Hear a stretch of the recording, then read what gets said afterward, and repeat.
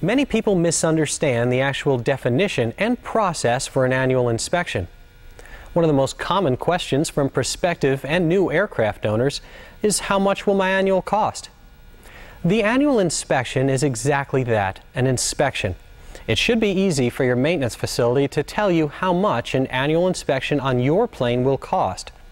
What they can't tell you is what discrepancies they'll find and how much it'll cost to fix them. But the easiest way to approach the annual is the way that the FAA views it. As far as the FAA is concerned, the annual inspection has nothing to do with the repair of discrepancies found during the inspection. The aircraft is inspected, and it's either found to be airworthy and approved for return to service, or it's not approved for return to service, and a signed and dated list of discrepancies is provided to the owner or operator. With either result, the annual inspection is complete and signed off in the logbooks. If the aircraft is not found to be airworthy, the owner or operator needs to have all of the items on the list corrected before the plane can be returned to service. If any of the items listed are legal preventative maintenance items, then even the owner can correct the discrepancy and enter the repair in the logbook.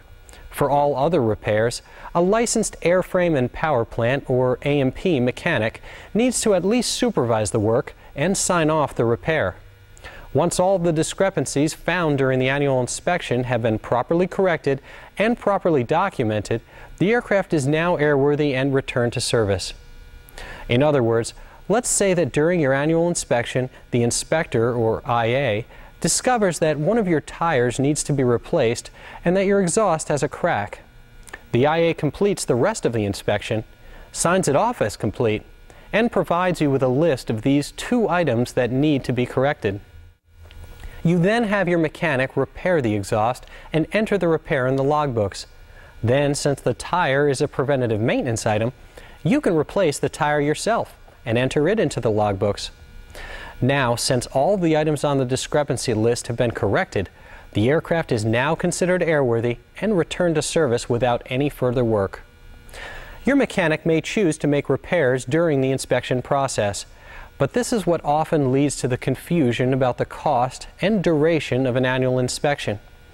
I like to keep things clear and simple when I discuss maintenance costs. The annual inspection is only an inspection, and it has a relatively fixed cost. I don't consider the cost of repairs as part of my annual inspection.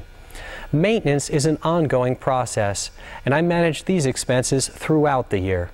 Hopefully, I've kept a close eye on everything during the year and repaired problems as soon as I've found them. This usually keeps the surprises to a minimum.